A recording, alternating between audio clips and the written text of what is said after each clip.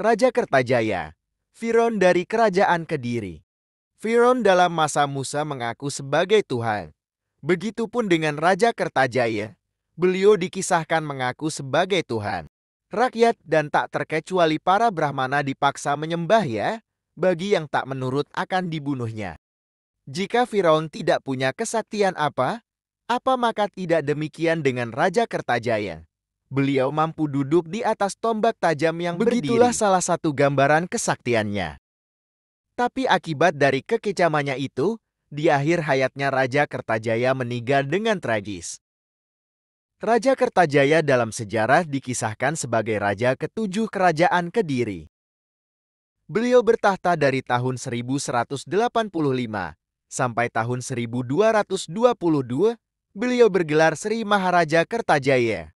Eksistensi keberadaan Raja Kertajaya tercatat dalam Prasasti Galunggung, Prasasti Kamulang, Prasasti Palang, dan Prasasti Wates Kulon. Kisah Raja Kertajaya yang mengaku Tuhan serta sanggup berbuat kejam bagi siapa saja yang tidak menyembahnya dikisahkan dalam naskah Pararaton. Perbuatan Raja Kertajaya yang mengaku sebagai Tuhan ditentang oleh para pemuka agama kaum Brahmana.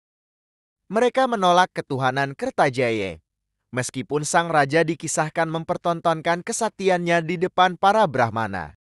Penolakan para Brahmana terhadap pengakuan Raja Kertajaya berakibat buruk bagi para Brahmana. Mereka disiksa dengan kejam sampai mati. Sementara bagi yang mengakui ketuhannya akan dibebaskan dari segala hukuman dan diberikan kedudukan terhormat.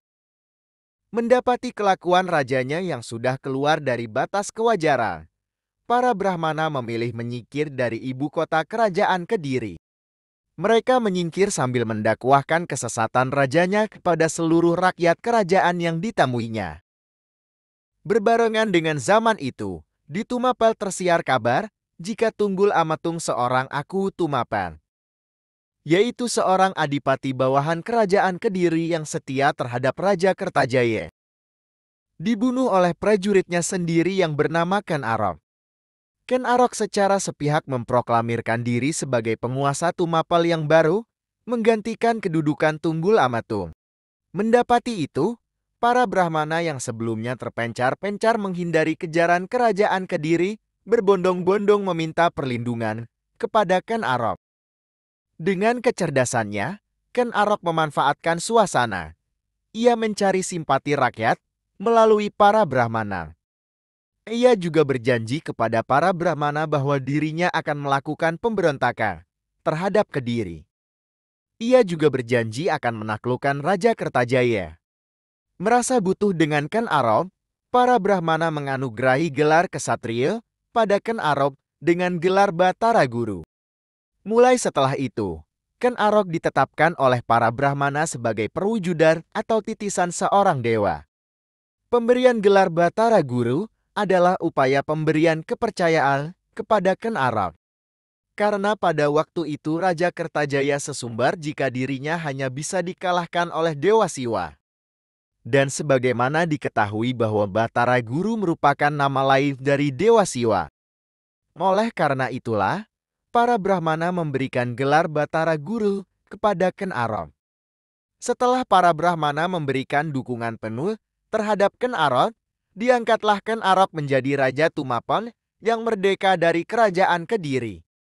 Sementara di sisi lain para Brahmana mempengaruhi rakyat agar memberontak bersama-sama Ken Arok melawan Kediri. Atas himbauan para Brahmana, rakyat berbondong-bondong membantu Ken Arok untuk mengalahkan Kediri. Mendapati Tumapel membangkang, Raja Kertajaya mengirimkan pasukannya untuk menyerang Tumapel. Tumapel digempur habis-habisan oleh Kediri.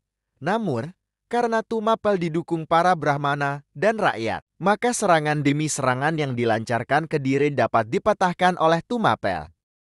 Karena selalu mendapat kemenangan dari setiap pertempuran, Tumapel yang didukung rakyat dan para Brahmana bergantian menyerang balik Kediri. Dalam peperangan penentuan Kediri akhirnya dapat dikalahkan. Ibu kota kerajaan dapat direbut, dan dalam pertempuran itu juga Raja Kertajaya terbunuh dengan tragis. Setelah Kediri dapat ditaklukkan, maka secara otomatis seluruh bekas wilayah kerajaan Kediri yang sangat luas itu menjadi wilayah kekuasaan Tumapel.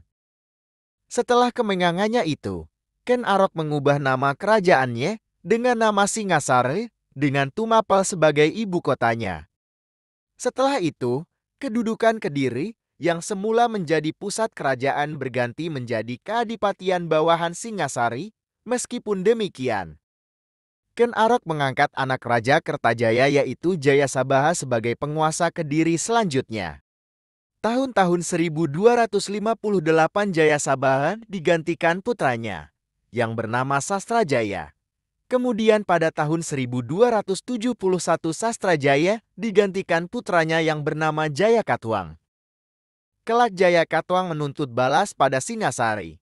Ia melancarkan pemberontakan terhadap Singasari. Dan dalam pemberontakan itu, Jayakatwang dapat menaklukkan Singasari. Ia pun selanjutnya membangkitkan lagi kerajaan. Wallahu alam bishawab, terima kasih.